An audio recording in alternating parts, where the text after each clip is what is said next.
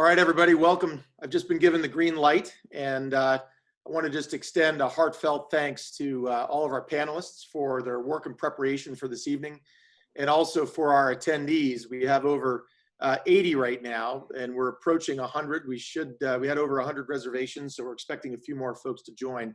But we're going to get started. We've set aside about an hour this evening to give you a little bit more detail on the update on the second draft of our return to campus plan.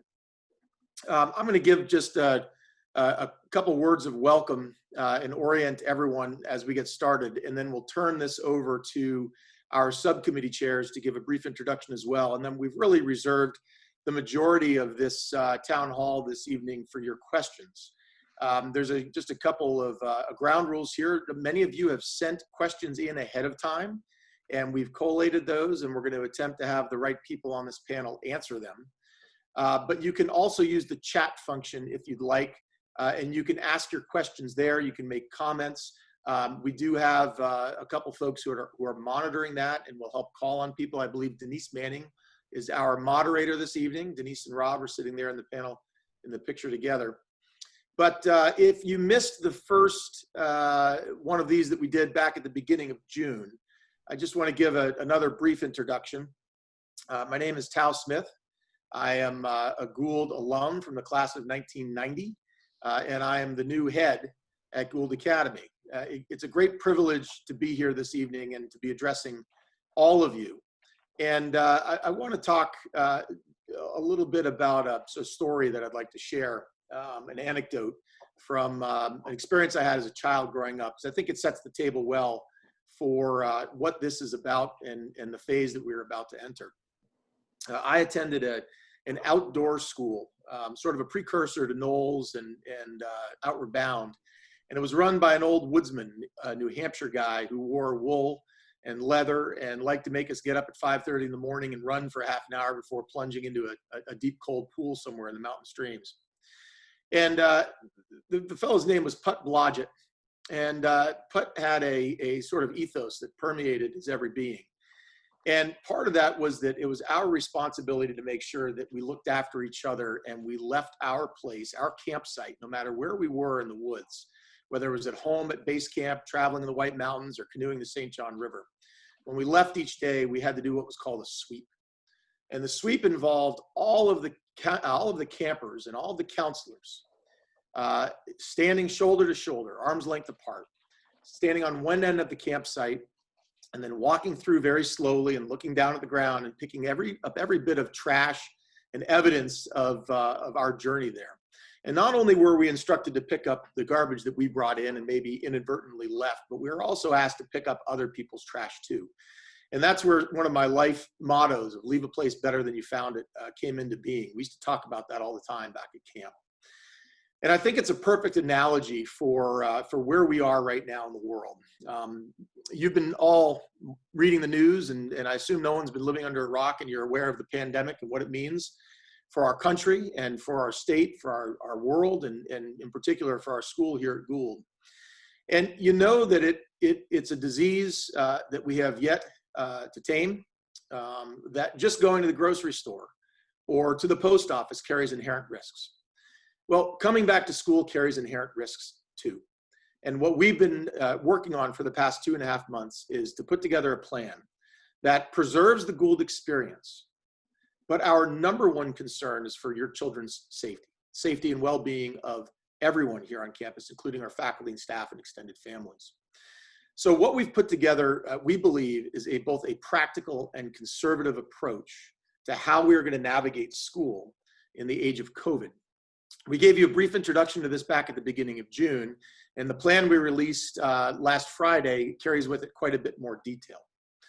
But it's important that everyone understand and recognize that no matter how well we plan and no matter how much protections we put in place, there will always be an inherent risk. We are planning, and we expect that somebody will contract COVID this next year at school. Our plans are built around that model.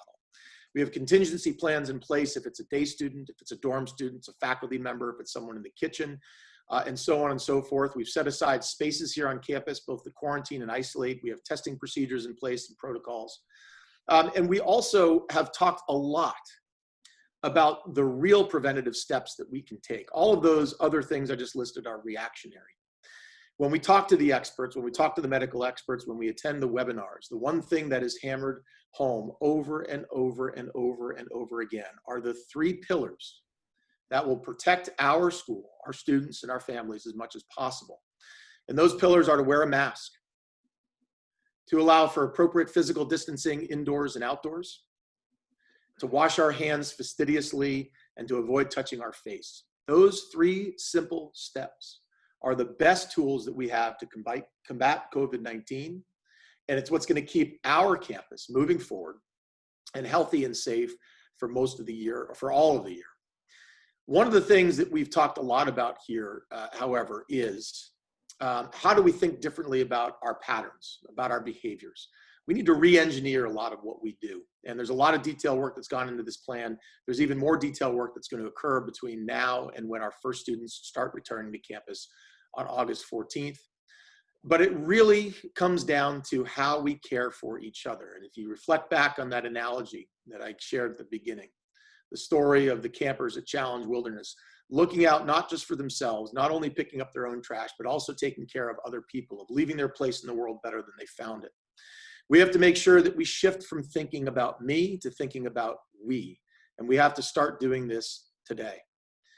It will be the behaviors and the seriousness with which our students take this, the degree to which they buy into what we're doing, that will determine our success.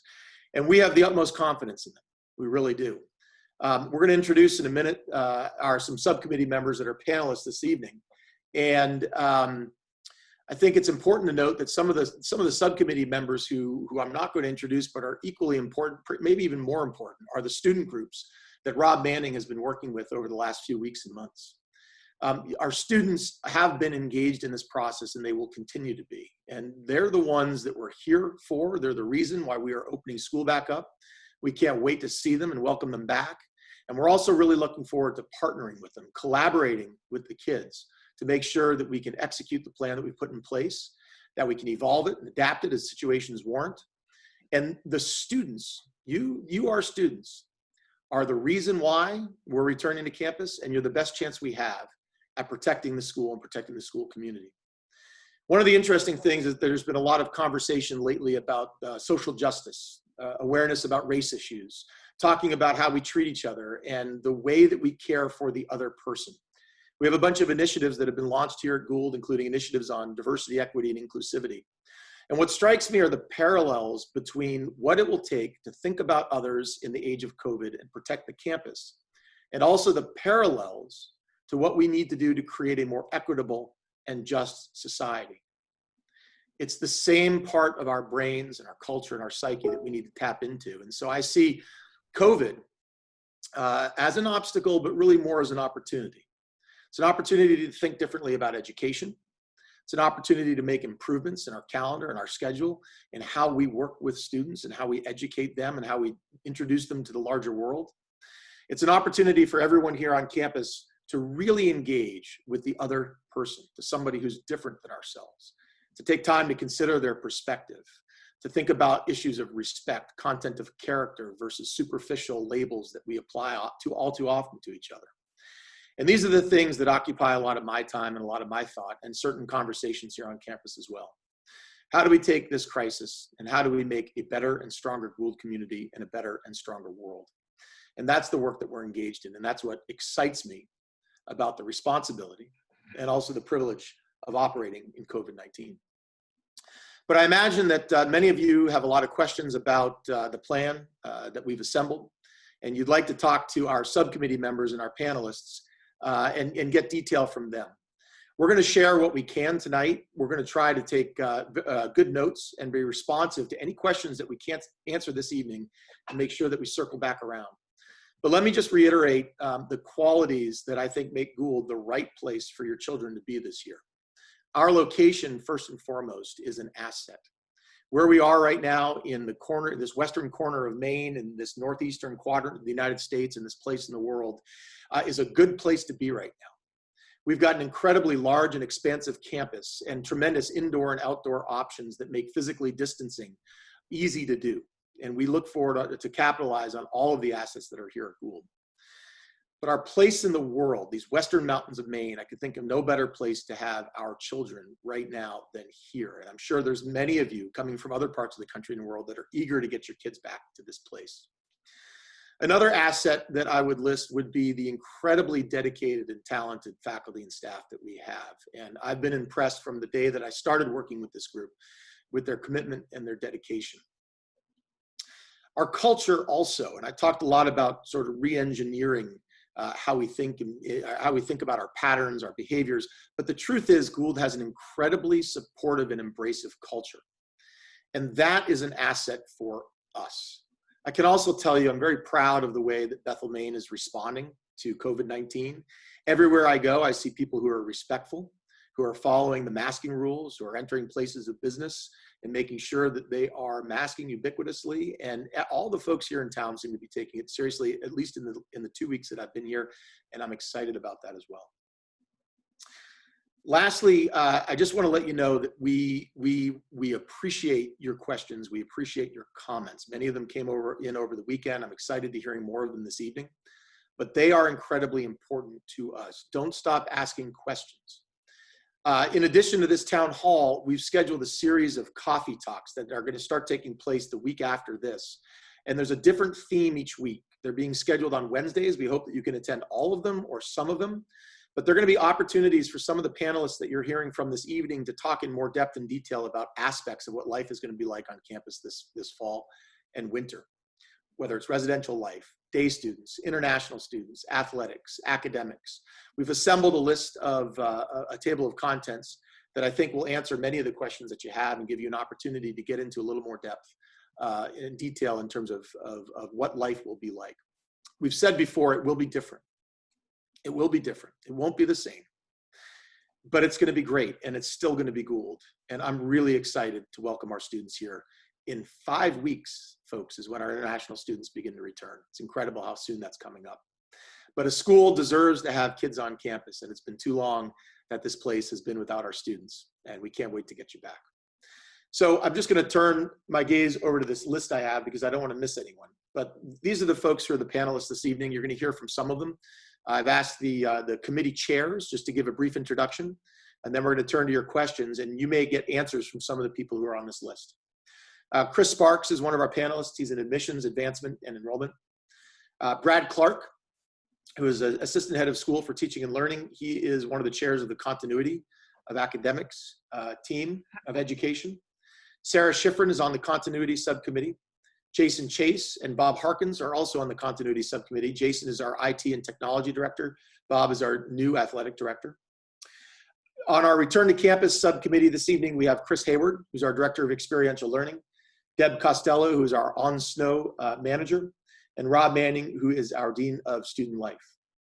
On the communications subcommittee panel, we have Julie Reif, who's our director of communications, Lindsay Legary, who is the assistant to the head of school and also is on the communications subcommittee, and Denise Manning, who is our dean of students. We also have joining us this evening Dave Willis, who is one of the chairs of our finance committee, and he is our new business manager and CFO. So with that, what I'd like to do is I'd like to turn over to Denise. Am I turning this over to you, or am I just turning it right to Brad? You're muted. You're turning it right to Brad. That's what I thought. Okay, so without any further ado, I'd like to introduce Brad Clark, and he's going to start talking about our continuity of teaching and learning subcommittee and a little bit more of the plan that was just released on Friday. Great. Good evening, folks, and thank you, Tao. I'd like to say a big thank you to the group that's worked really hard over the course of May and June on this plan. In particular, Jason Chase and Sarah Schifrin, who are the co-chairs of the Continuity of Teaching and Learning team. What I'd like to do tonight is to focus on half a dozen points from the document that you got on Friday to kind of highlight several of the important points. First of all, I do agree 100% with Tao that I believe that Gould is using this crisis to make a better Gould. And so while we're responding in the short term with some important academic modifications. In the long run, we're going to be a better school because of these changes we're putting in place. And that's been one of the most exciting things about working with Jason, Sarah, and Bob on this is we are looking to respond for this year, but we're looking to position Gould to be in a better place 3 to 5 years down the road. So like I said, I want to talk about half a dozen points. First of all, we're simplifying our academic schedule for this year.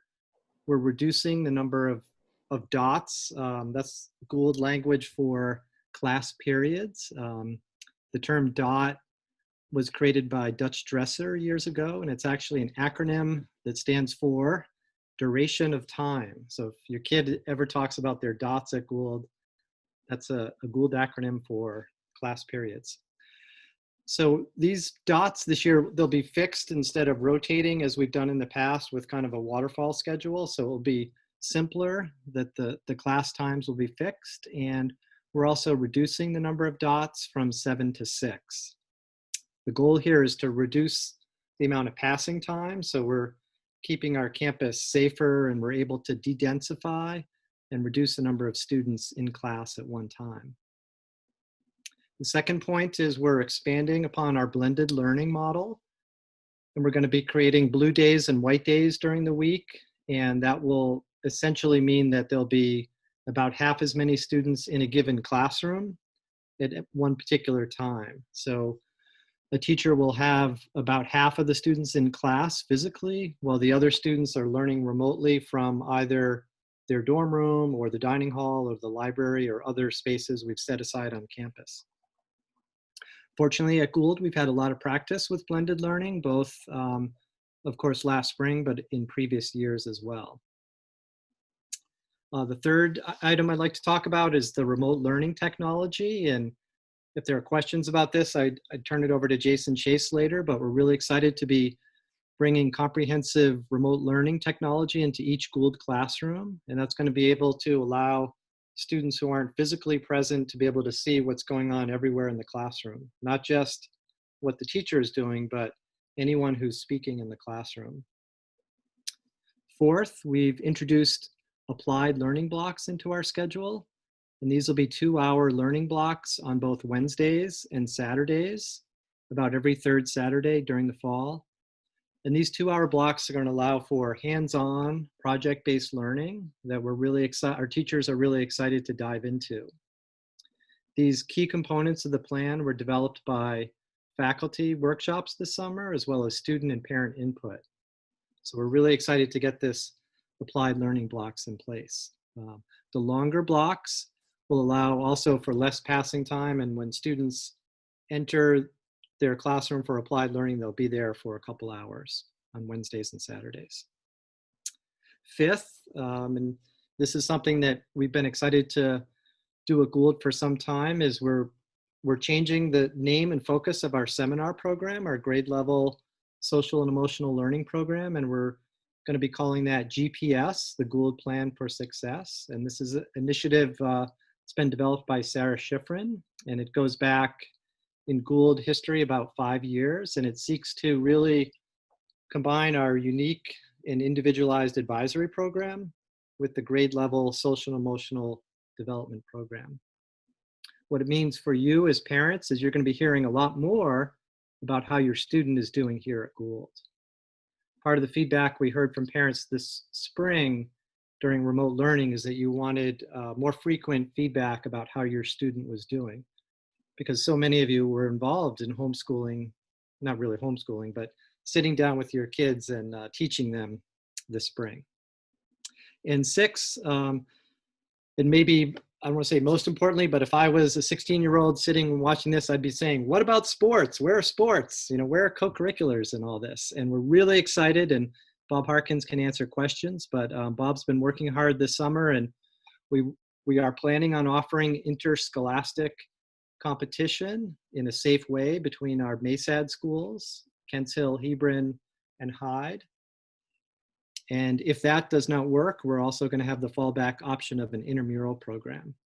And we're really excited about that opportunity for our kids. we're certainly following the news with college athletics. As a lot of you know, some of the programs like an Ivy League and at Bowdoin have been canceled for the fall, but we're really looking forward to having a small league, the Maysad League, in which we'll be able to compete. And if not that, we'll have a robust intramural program on campus. So I'm happy to answer questions later. And again, a big thank you to Sarah, Jason, and Bob for all the work on this. And as I said, I believe we're using this crisis to make Gould better for next year, but also better in the long run. So thank you, and I'm happy to answer questions later. So I'll turn it over to Chris. I think Chris. Thank you, Brad. Yes, Chris Hayward on the return to campus.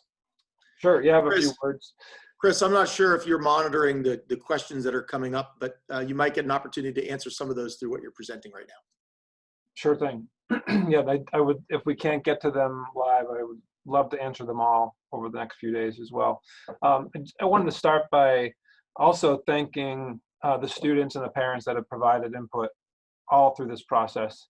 I won't get into too many details about the guide. It speaks for itself and the work that's been done over the past couple months. And really for us, it's all about implementation. Since our June meeting, we are on track. We have 5 students that haven't left. And I know that might sound sad, but we've also told them and asked them, it's like, we want this to be the best summer of your lives. And I know that they all want to be with their families, but we are trying to deliver, and I feel like that is a good theme as we think about starting the school year. When you're back at Gould, it should be the best time of your life. So we want to focus on fun, and the students that are here on campus just spent a week with the Manning, so think about how fun that would be. Talk to them about that. Day programming continues to go on, and right now, yeah, we are thinking about implementation. So what will it look like when you return to campus? What are all the details that will go into registration, orientation, testing, classrooms, the dormitories, all of those things? We focused all of our time thinking about what questions will you ask on a night like tonight, and they're coming in. So we'll get to those shortly. The dining hall, study hall, spending time with your friends, those are the things that we're really thinking about. And it's our job now to make sure that our systems will work when everyone comes back, and go from there. Tao, do you want me to answer anything specific right off the bat?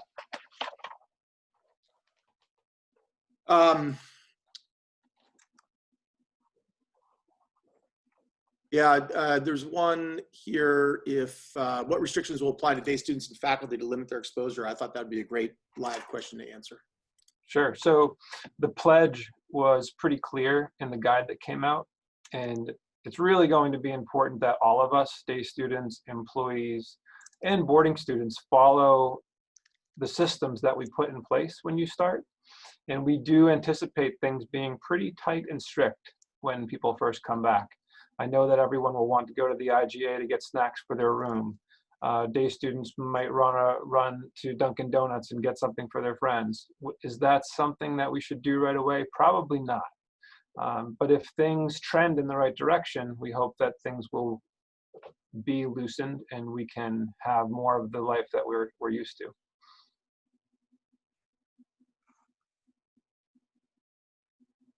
There are lots of questions for international families as well in terms of quarantine and some of the new things that came out from CVIS recently.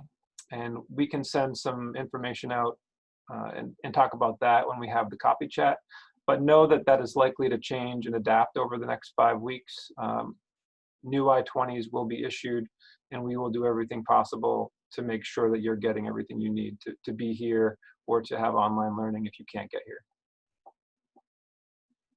I just want to add to that. There were some concerns about transportation from airports back to campus, and we will be able to arrange transportation through DMC livery service from Logan or from Portland back to campus. And DMC livery has been maintaining all of the requirements that the CDC has put in place for limousines and other ride services. So they are ready. They've been prepping all summer, and we've been working with them for years, and they know our students, and they are ready to help us.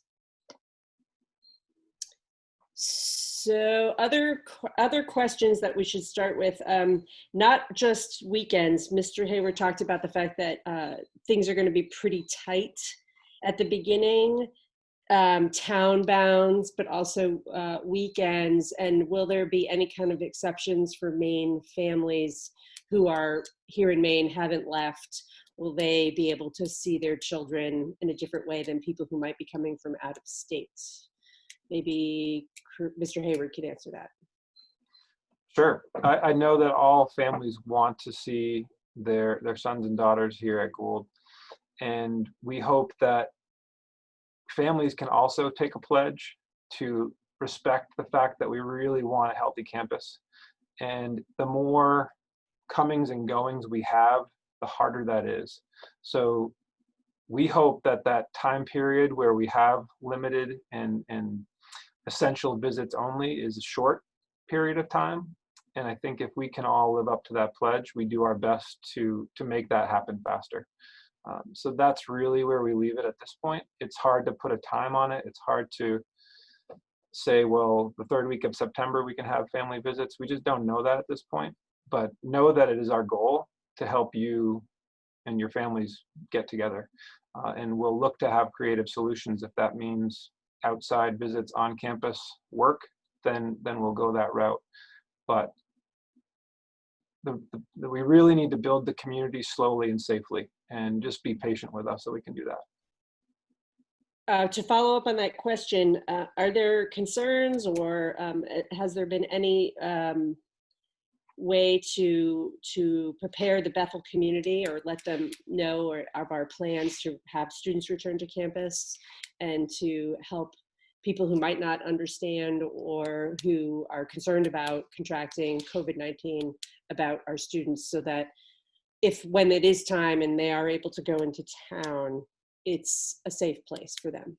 I'm not sure who would like to answer that. It's a big question. I can start to answer that, Denise. Part of my my orientation here is I assume the chair and the head's office is to interact with folks in the local community. So I've been fitting in meetings with various people who are sort of prominent, and then others who are sort of just on the street.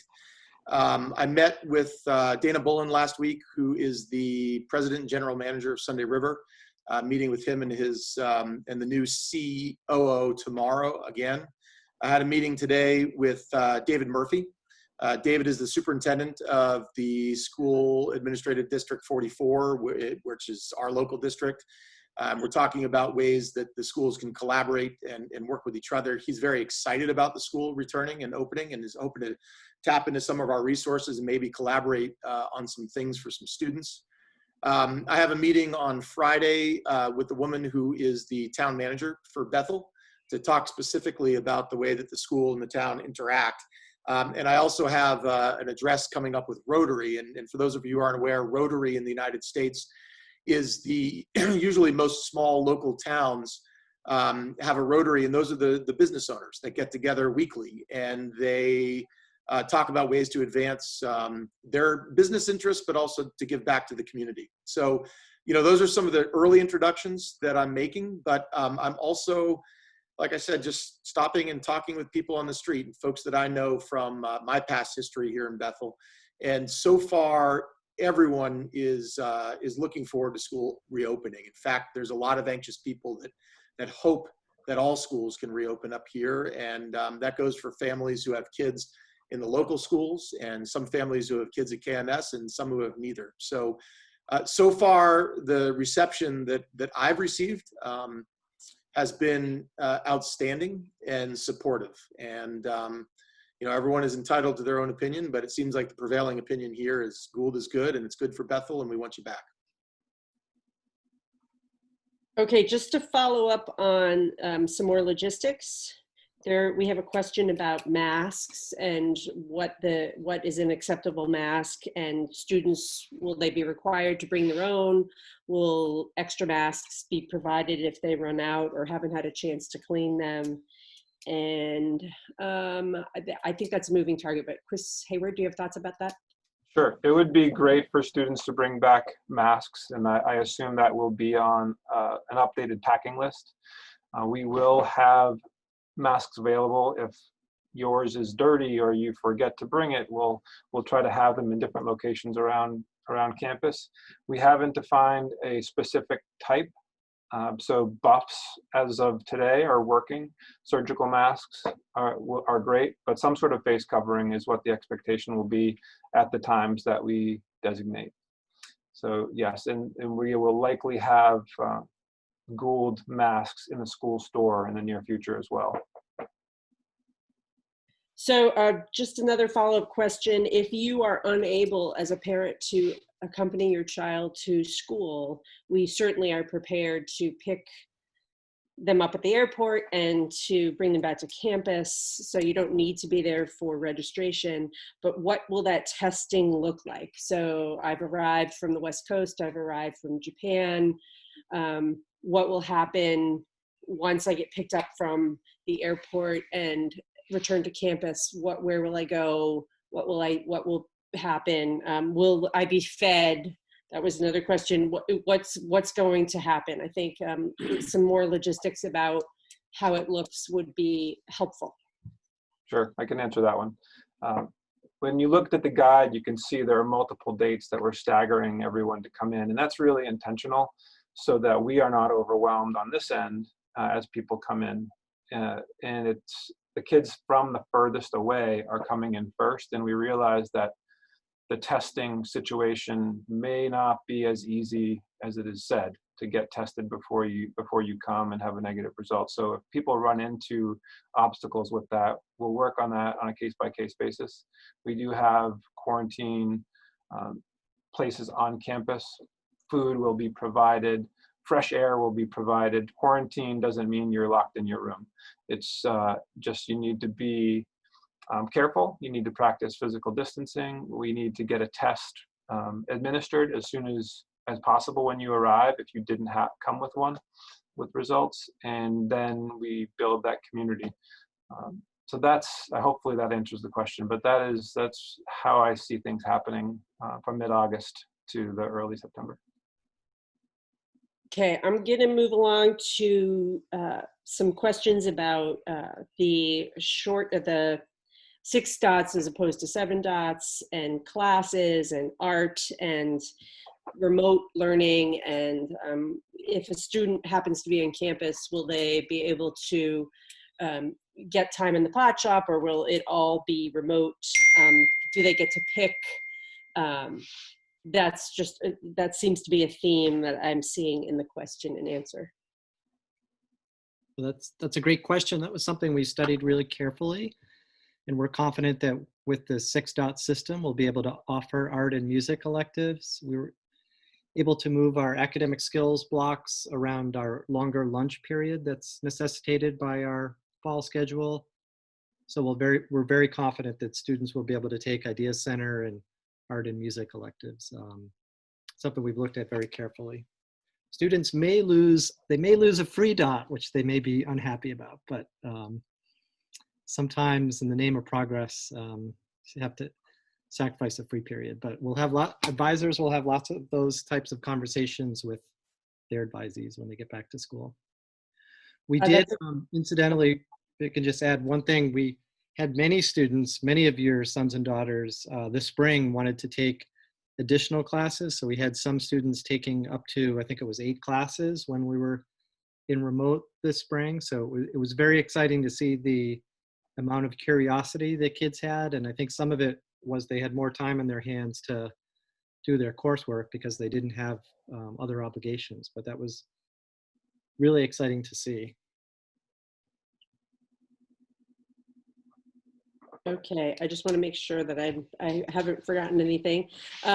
Let's just shift quickly to The schedule outside the class day, study hall, academic support, dorm life, all of that. What does that mean? Will there be more than one student in each room? Can students hang out with each other? Yeah, and again, another loaded question. Maybe I can begin that conversation and then Chris can jump in, Chris Hayward. We are going to start with roommates. We felt it was really important. It's part of the experience of a boarding school to have a roommate. So we are going to start with roommates. We are also going to make sure that we practice social distancing. Initially in the dorms, we are going to restrict some movement between rooms and between floors to make sure that everyone is safe. We'll probably cut down on the use of lounges and kitchens and pieces like that that are very familiar. We're also going to limit the amount of items you can bring to your room so that we can ensure for good cleaning opportunities. Like we said, we're not going to allow bunk beds, ideas like that. But we still feel that it's really important for the Gould experience to have a roommate and to have that experience of being in a dorm with your roommate and pieces like that. And Chris, there's other pieces in there that maybe you can jump into also. Denise, can you let me know what else was asked in that question?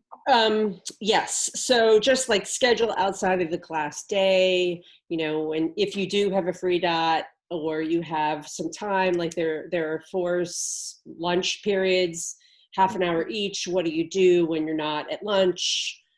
Just what will the other look like when you're not necessarily in class or doing some kind of athletic or co-curricular activity?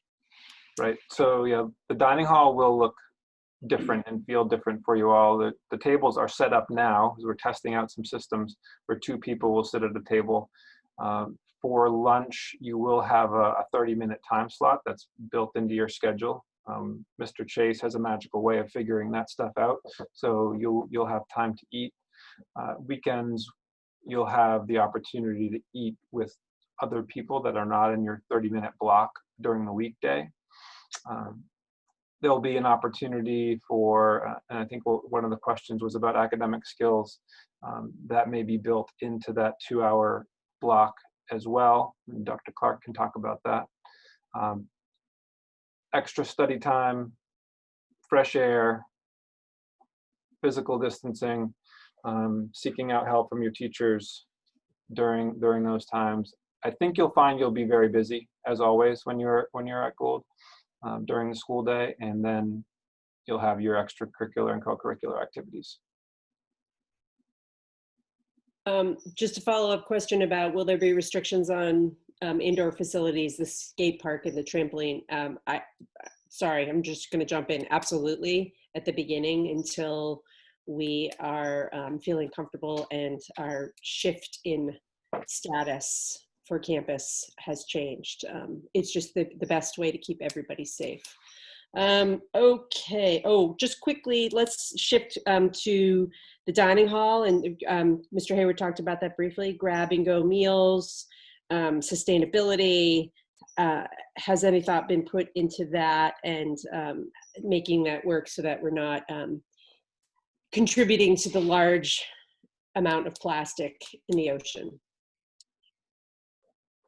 Yeah, I've had some great conversations with some students and parents about that, and with Tracy Wilkerson about with Gould Goes Green, and it's a great community challenge for us to think about that. We will most likely have more waste than we are used to, and so that provides us with an opportunity to figure out how can we manage that. I know Lorraine Sumner, who is our food service director, is really mindful of that, and she is looking at every way possible to minimize it as well. So students and families, if you have ideas about that, let's make that a Gould community challenge. There has to be a way that we can do the best we can with that situation. Okay, so just a quick follow-up. We had a question about the Gould pledge and the seriousness of that, and students and under their understanding of that, they're agreeing to that. And I think that would mesh nicely with what Sarah Schifrin would like to say about the GPS program and advising and moving forward through this school year. Thanks, Denise. I wish it would be as clear as a GPS tracker that gave us super clear coordinates. But we all know the experience of living and learning to live in this reality is going to take small group coaching. And so what we're evolving in partnership with what returning students would understand as seminar, and all of our families understand the advisory program, is weekly one-on-one small group coaching. And we have some really important domains of personal growth to think about. And the two that I want to highlight today is we will take intentional time to have all students reflect on relationships and decision making, because throughout each part of the day, whether it's what do you do with your grab and go plastic, or I took the pledge and I said I was going to do this, but I forgot my mask because I'm a human being and I make mistakes and I want to do what's right. But like, you know, we're not perfect all the time. Like, good Lord, we need some help. And so we're bringing in a seminar and advisory in coordinated ways to slow things down once a week, and really in small groups at grade levels to give us time to stop and reflect and to figure this out, because it is complicated and we don't expect people to be perfect. But as Tao said, we expect each other to work together. So just know, as parents, I have a teenage son. I need some help having him slow down and think and reflect. And so we're building that into our weekly program, that you'll hear about it more with your advisor and also the entire community. So some of the people your children love best are our coaches, and they're part of this program as well. So it's really a full school effort to slow it down, reflect, build that flexibility and resiliency that we do really well with our students. Thank you, Ms. Schifrin. I think we need to circle back with about some international student concerns. There were more questions about arrival and who's in charge and what will happen. Chris Hayward can probably answer that, but I'm also part of that equation. Also, infections, if someone tests positive for COVID-19, a teacher or students, what's the plan? And then if for some reason I'm an international student, I can't get back to campus in a timely way this fall, will I be able to take classes online and still connect with my Gould community? Yep, there's a lot to that question, all of that stuff. So let's start with just saying our daily operation for employees, for day students, for boarding students, for anyone that comes on campus. We want them to really do a self-check. And do you have any signs and symptoms that maybe would indicate you should stay home? That's going to help us stay healthy. I'm getting into sort of if you are in contact with someone that is sick or test positive. We will do our best to contact everyone that may have encountered a person that is sick, and then quarantine and test and rule out any situation there. So that, you know, can become a bigger problem, but I think if we all live up to the pledge and we pay attention to our bodies every day, that will keep it at a minimum. To get to international students, and others please chime in if I didn't answer that question well enough, but international students, when you find your flight information that will bring you here to school around August 14th, if you're flying from abroad, let Mrs. Manning know, and Miss Dowdy and me, let us all know, so we're all on the same page. We will help coordinate your arrival to campus. When you arrive on campus, we'll have you meet with the nurse for some initial screening. We'll have you go to your room, and then we'll be checking on you until you're cleared to enter the community fully. That's why we're giving some extra time for folks that are flying in from further away, to help make sure that we can address the testing issue, we can make sure everyone's feeling great, and ease into the school year. Airports, there was a question about airports there. We don't know how long it will take to get through airports at this point, but having contact information, whether that's WeChat or other ways to communicate with the administrator on duty, we will be on the other end of that phone, so we know if you're having trouble in the immigration line, that the person's that's picking you up will know that they just need to wait a little bit longer. So we will make sure that you have everything you need to get from the airport to Gould and with the clearest communication possible. Thank you, Mr. Hayward. There's a question here about new students and when will they learn who their advisor is. That usually happens later in August, but I know that Katie Stack, who's the Director of Advising and Student Wellness, and Sarah Schifrin and people from admissions are working on that because that connection will certainly be very important. There was a question about the Gould community and connecting that Mr. Smith wanted to answer. Yeah, I really appreciate that question, and I wanted to take a minute to talk about this. I think this goes to the heart of what our plan is trying to do. We recognize that the social emotional development of our students and the connections that they make with each other and also with the faculty and the adults here is a big part of what makes the Gould experience really sing. And we are making sure that we have options to cover some of these normal experiences, but to do so with the restrictions and under the guidelines that we've set in place. So we've talked about advisee groups meeting, instead of meeting every morning in assembly, that we're going to create time and space during the week for the advisee groups to get together and meet. We've also talked about hosting assembly, but doing it a little differently, and that creating cohorts and using different spaces around campus for those cohorts to gather. So it's really all about trying to keep the groups small and limit large gatherings. And we're going to be doing that as much as we possibly can. But we could have a group of freshmen in the library, the seniors in Bingham Auditorium. We could have the juniors in Ordway Hall, and we might have the sophomores over in McLaughlin Science Building.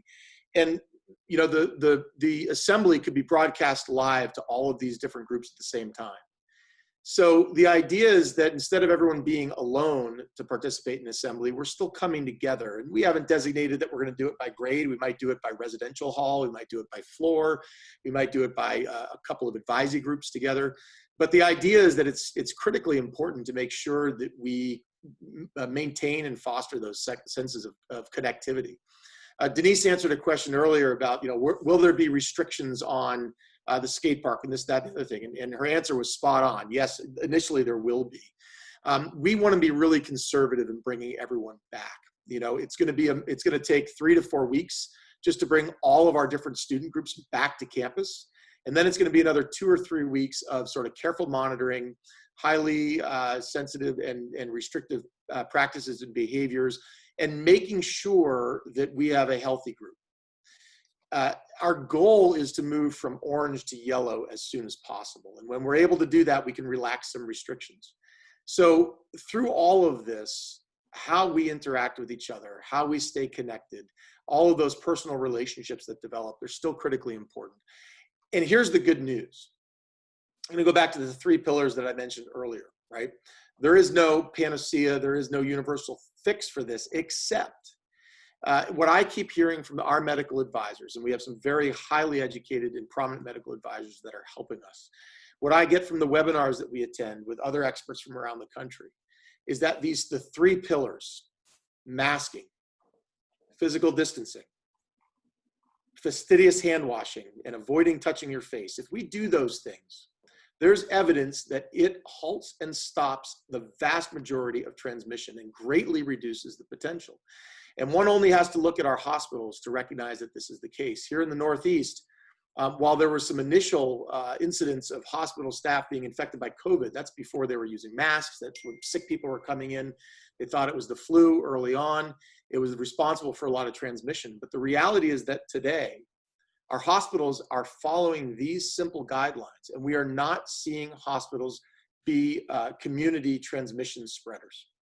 In fact, the people that work in there, the nurses, the staff members, the doctors, the administrators, the receptionists, they're going home every day to their families. And for the most part, they're not getting sick, nor are they passing it along. And it's because they're following these same procedures. And often very simple procedures. We're not talking about surgical gowns and face shields and respirators and all those types of things.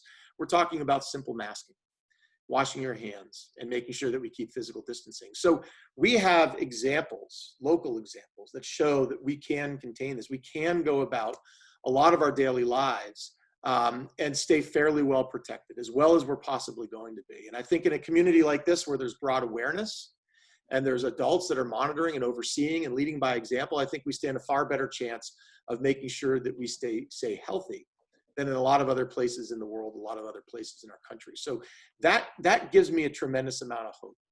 And so, when we say things are going to be different, it means that, you might have to wear a mask all the time, unless you're in your room with your roommate for the first few weeks, or maybe the first month, or maybe the first couple of months, but we hope to move away from that. I also want to mention, I think Gould's plan has been really taken into consideration the social emotional well-being of the kids and their own growth and development as human beings. I've read virtually every other plan from boarding schools in the Northeast that's come out in the last few weeks. And it's incredible, the variation. There are some schools that are only allowing freshmen and seniors on campus because they have a larger school population, or they live in areas of more urban density and urban population, or they're in locations that are seeing higher incident rates of COVID-19. There are some schools that have come out and said masks are going to be worn all the time, indoors, outdoors, and we're not going to take them off for the whole year. There are some schools that have said, we're going to be going to all single rooms this year. And we disagree with that, because we think that the risk is outweighed by the benefit of having a roommate, someone that you can go back to and literally unmask with at the end of the day, and have that connection. We think that's incredibly important for our kids. So we've also developed a system of colors: red, orange, yellow, and green. And the goal is that if we do the right things here, if the disease continues to show signs of steadying and declining, that we can actually relax the restrictions as we go along. And if it gets worse, we can go right back to where we were before too. So, like I said, I think the question of the connectivity and the sense of community and all of those pieces of athletics, the mind, spirit, and body. There have been a bunch of questions about arts and theater. And we've talked a tremendous amount in our task force meetings about how important these pieces are to the human spirit.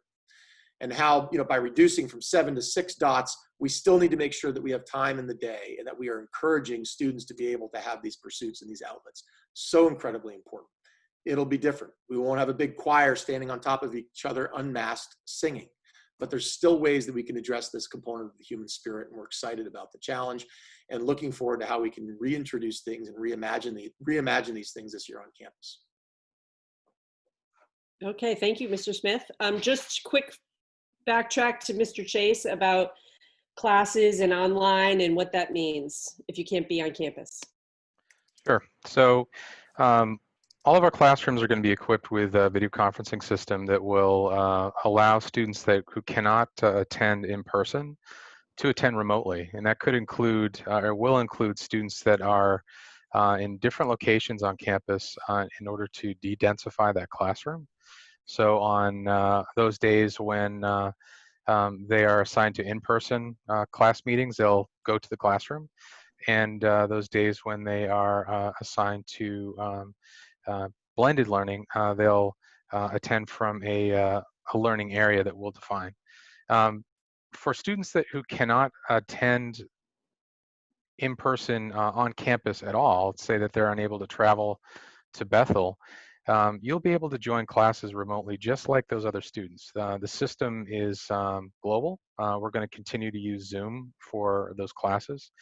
The class material itself will be created in a similar way to the way we did it in the spring, with multiple weeks of course material available in an asynchronous, with asynchronous content, so that if you're not able to attend class when the class period is occurring, you can still get that material online, and we'll also be making recordings of the classes when appropriate, so that you can see what happened during class. Thank you, Mr. Chase. There were several questions about the health center and testing and costs. And I don't think that there's anybody tonight on the panel who can answer those questions. So don't be alarmed if we're not answering them now. You will get your answers when we have more specifics. Have I missed anything? There was one question about what if people are testing negatively and will dorm restrictions be lifted? And I think that it will depend on so many things. We're living in a world with a moving target, so we're going to do our best. I do just think that it might be important for Dr. Clark to talk a little bit about the fact that because the classroom is going to not be traditional in the way that we may have thought up until this past spring, how are faculty going to be prepared to manage those challenges and opportunities? Sure, great. That's an important question. Sarah Schifrin and I have been working on professional development for the faculty, and we're going to be starting that on July 15th. So we're doing a lot of training of the faculty on universal design of learning first, also on a variety of robust methods for online teaching. Our faculty are experienced from doing it this spring, but we have about a dozen faculty that are taking courses this summer, and they're going to be helping teach some of the other teachers. And then thirdly, and probably most importantly, we're going to have a number of workshops on applied learning and how to introduce in-depth projects to your classroom. So it's part of what I mean when crisis is going to make Gould a better place. We've never devoted this much A time, B money, and C thought on professional development over the summer as this summer. We have never worked harder. We've never done more during a summer for your kids as this summer, and I'm really, really proud of the people I work with and what we've done. So it's a privilege to work with such a great team. Thanks. Thank you, Dr. Clark. Before we have Mr. Hayward answer another question about orientation, I just want to remind everybody about the town hall meetings that will be similar to this, that will happen each week, that are more specifically focused on different constituencies. There's one for international students, there's one for day students, so that you are able to, they're coffee chats, I apologize, it's not town halls. Coffee chats where you can ask more specific questions for you and your family and your child or children, and that you have more individualized attention. So I think that Mr. Hayward is going to answer a question about orientation. Thank you, Mr. Hayward. Yes, sure. I'm really excited about orientation this year. And it really involves everybody. We will be putting lots of responsibility on the student leaders to help with both new students and returning students. So everyone will have some version of orientation. The part I'm most excited about for new students is that it's 4 nights instead of 2. And so you'll have a little bit more of an opportunity to get to know your group outside a lot more than we've had the opportunity in the past.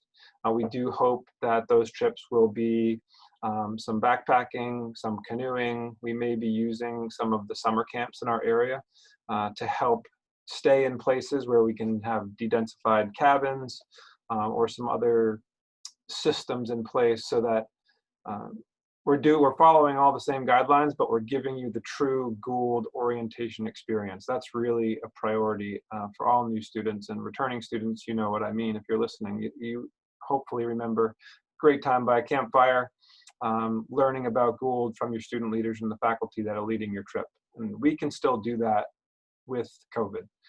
It's no better place to do it than outside in the woods and waters around us. Returning students will have a version of orientation as well, but that will be on campus, and they'll be in small groups working with faculty and student leaders as well, basically to train in the new expectations, to have some fun, to do some day trips. So we're going to help you re-enter Gould in a really fun, positive way. Okay, thank you, Mr. Hayward. And it is 8:01. Mr. Smith, would you like to wrap it up, or you want to take a couple more questions? What would you like to do? Well, there's so many good questions that are coming through. Why don't we try to answer just a couple more? I had volunteered to answer a question about testing. There was a question about, can you clarify the plan on testing? I believe that according to the plan, there's testing before coming back to campus and testing done on campus. Will there be additional testing? Right now, our plan is predicated on every student getting a negative COVID test before returning to school. And that has to happen within 72 hours before they come back to campus, and immediately after they take the test, even before they get the results, they need to self-quarantine. And that's because you could take the test, and then in theory, if you went about your business like normal, you might get infected between the test and when you got to school. We want to try to limit that possibility as much as we can. So we're going to ask you to take the test, voluntarily quarantine, show up to campus with proof of a negative COVID test. And we are going to require the nasopharyngeal test, which is a PCR test. We'll send out details on which test that is and what it looks like and what that means, but we are not going to accept the antibody test or some of the antigen tests that are out there that are unapproved. After you get here, we are planning for the kids that are traveling from far away, our international students and our students traveling on a plane. Some of those kids will be here up to 2 weeks before our next students arrive. We plan on retesting those students again before the bulk of new and returning students arrive on campus, so that they will have 2 negative tests, and we'll be with a fair amount of certainty reassured that they are not carrying COVID. Don't forget, right now, they don't know how long it takes for the virus to incubate, but it's anywhere from 5.5 days. In the state of Maine right now, they're requiring 14 days of quarantining without a test. We expect that that's probably going to come down to 10 or 7 days, but we're not sure yet. And right now, we have to operate under the assumption that the mandatory quarantine is 14 days, and it will be when your students arrive. But the reason they have that is because you could get a test, you might actually have the virus, it just hasn't shown up in enough quantities yet to trigger that you have it. There's also false negatives and there's false positives. So we have to be really sure that period of time is important to make sure that you don't have it. But assuming our new students return with that negative test, they're going to be on campus for 24 hours, then they're going to go out on their normal orientation trips. And those trips are going to be 5 days in groups of 12. 8 students, 2 prefects, 2 faculty members. It's a small group. It's a small enough cohort that we feel that we're limiting the risk of exposure or mass exposure if in fact someone is still carrying it or has had a false negative. And then after they leave to go out in the woods, the returning students will come back. At that point, after international students require a flight, student leaders, and new students arrive, it's less than 40 kids who are returning students that don't fit any of those other categories. Those students will show up with a negative COVID test. They will do an orientation here on campus in small numbers. When all of the students get back to school 5 or 6 days later, at that point, we're going to start classes and we're going to test again in that first week. And this is why we've got restrictions. And this goes back to the question further down. If all the students test negative for COVID-19 multiple times, how come there's such strict restrictions within the dorm? Well, early on, the restrictions are going to be more restrictive. Early on, while we're still uncertain about who might still be carrying this, who might have it, who might not, who might have picked it up along the way, we're going to make sure that students only unmask in their dorm rooms and that they're restricted to their floor. Assuming everyone comes back from their orientations, that we have a successful round of second testing, and then we have a period of time for observation. Again, these things have an incubation period where you might not be symptomatic or a test might not even pick it up. So a period of time for careful observation and restricted movements. Assuming we get through that period of time, we're going to try to relax those restrictions as soon as possible. So the question of how many tests are going to be required, initially 2 tests. A test before you get on campus, a test after you arrive on campus at some date before we really start to let our exhale and let our breath out. It's possible. We are going to monitor, and I was talking to our medical advisors the other day, we're going to monitor the prevalency in this area. And if it appears that there's a spike in cases regionally, in our state, or in our county, we may start doing randomized testing. We've decided that that's not going to be part of our current plan, the randomized testing. And there are some schools that are testing 10 to 15% of their population in this pool testing each week. We may do that. But right now, we don't feel that we have to. We feel that we have a small enough school and a small enough community, and that we are going to do daily symptom checks and monitor how people are doing, and in smaller groups, and wear our masks, physically distance, and make sure we're washing our hands fastidiously. And if we do this, that's really the game changer for fighting this disease. The testing is just a way for us to confirm or deny if somebody has it. It's those other pieces that are the preventative pieces. And everyone says this, all the experts are saying this over and over and over and over again. So 2 tests for sure, one before you get here, one after you arrive. If someone becomes symptomatic or if someone contracts COVID-19, and we will test close contacts. We will test people within that cohort. So there could be another test. If the incident rate starts to surge in the area, we may institute some randomized pool testing, but that's a lot less invasive and a lot less expensive too, because you basically take a bunch of people's tests, you pool them together, and you do one test on that. If it comes back positive, then you have to individually test again. We'd like to test as little as possible, but as frequently as we need to be reassured that the disease is not gathering a toehold here on campus and in our Gould community. Someone asked a question also about faculty members and day students. And I think it's really important to reinforce the way we are thinking about day students during this time is day students are dorm students who go home and sleep at home at night. But for all intents and purposes, we need to make sure that the day students are following the same precautions and procedures, taking it as seriously as we are here at school, making sure they're wearing the masks at home where it's appropriate, making sure they're washing their hands fastidiously, and that they are socially distancing, physically distancing as they can, just like they would if they were a dorm student living here at school. Again, there are inherent risks, and we realized early on we could not create an entire bubble around the campus. We have faculty spouses that work in the community. We have faculty with children that'll be going to school. We have day students that go home and see their families and their parents. Those risks can be mitigated by those 3 pillars, and we're just going to keep repeating them over and over and over again. We can mitigate those risks with those 3 pillars. And we are fortunate about where we live, where we're located, the size of our campus, the physical space we have on campus, and these hills of Western Maine. They're going to be our assets and our allies through all of this. So we've gone a bit over our time, and I hate to have to cut us short, but we did put a time limit on this. There have been a lot of questions about international students and some that we didn't get to. I'd like to mention that if we did not answer your question tonight, we will follow up individually. We have a list of these questions here. We'll make sure that we will do that. Also, if you have a question that comes up that you didn't get answered, please email Lindsay Legary directly with further questions. She will direct them to the people that need to know and make sure that they get an answer to it. And don't forget, we've got these coffee talks coming up. So there's a lot of detailed questions here, especially from our international families and day student families. Guess what? Our first 2 coffee talks are international students and day students, because we figured that you would have the most questions, and we want to make sure that we answer them as expeditiously as possible. Lastly, this is an evolving situation. And the plan we've put together today is the one that we put together to the best of our abilities, given the information we have now.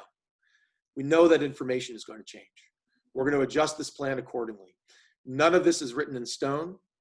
We'll make it more restrictive, less restrictive as we have to. We'll react to really primarily what guides us. We'll follow all of the guidelines of the county departments, Town of Bethel, the Maine CDC, the Maine Governor's Office, Department of Education, the National CDC, the federal government. These will be the things that we follow. So people ask questions, can I come and get my kid if they get sick? Absolutely, as long as it's within the guidelines of the Maine CDC. That is our guide. It's our Bible. It's what we're going to be following through all of this, making sure that we are in compliance with those guidelines at all steps along the way. And those are an ever-changing target. So while we believe we have enough knowledge and information that the plan today is appropriate and accurate, and to the best of our ability, it's what we're going to follow, just plan and understand and expect that some things might change, and don't be surprised. We will make sure that we communicate those as quickly and as accurately as we can. And we've also talked about keeping the coffee talks, trying to keep a regular opportunity like this going throughout the year. So you have a chance to connect with the adults here, with some of the administrators, with the people who are looking after your children. You don't feel as though you drop your kids off and they're in the netherworld and you never get to see them again until you pick them up in December. We know that it's a stressful time. We know that it's anxiety producing to think about going back to school, about sending your kids far away, and we get that. We want to make sure that you as parents feel both connected to us and also to your children, and we're going to do everything we can in our power to make sure that we continue to do that throughout the school year. Denise, any closing thoughts from you or anything that you want to do to wrap this up? No, I thank you for such a detailed explanation, and it feels like a pep talk. I definitely need that since I can't go 5 minutes without touching my face. I'm not the only one, I know that, but yeah, it's a tall order. It's going to take all of us to commit, and we're lucky that we have such wonderful faculty and students to spend time with and to be together and to isolate and quarantine with. Not everybody gets to say that. So I think that the plan is, if you haven't had your questions answered, Lindsay Legary will do that, or someone else will get to you. And then if you still have a follow-up question that you thought of, you can send that to Lindsay Legary or to the right person in this group who you think, if you have an athletic question, you could reach out to Bob Harkins. If you have an IT question, you could reach out to Mr. Chase. So I don't have anything else, but thank you very much. And any last words, Mr. Smith?